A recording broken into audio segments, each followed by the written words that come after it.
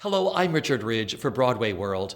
On Tuesday evening, February 20th, Manhattan Concert Productions will present Broadway classics in concert. This star-studded event will feature songs from some of Broadway's most beloved, award-winning composers and writers who we caught up with here at Sardi's right before the legendary night.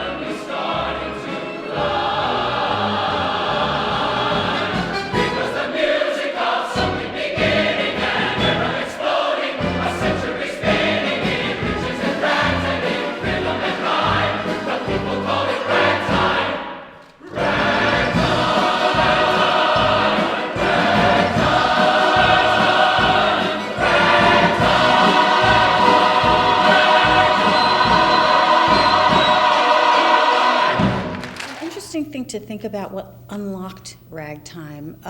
I think it was probably just reading the novel and realizing that there were two different sets of characters. There were the fictional characters and there were the historical characters. And once we decided that the fictional characters were the main characters, then we could figure out how all the historical people revolved around those fictional characters. So Mother began to interact with Evelyn Nesbit, who was sort of a woman of her time, and Mother was going to become a much more liberated woman than Evelyn Nesbit.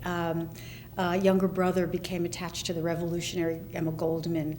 Harry Houdini became sort of an icon for the immigrant character of Tata. So little by little, that began to unlock how the musical would be structured and how these different characters would interweave during the course of the show.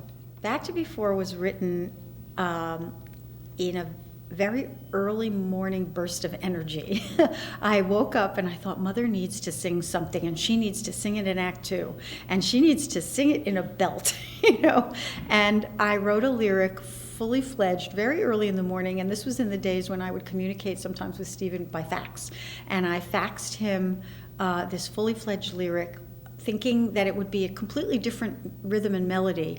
And he got this long lyric, and he said he went and started pacing around, and I think he might have gone up on his roof, and he came up with this gorgeous melody for Mother to sing, this statement of her coming of age, really, a woman stepping from the 19th into the 20th century and assuming her power, and that's what that song is.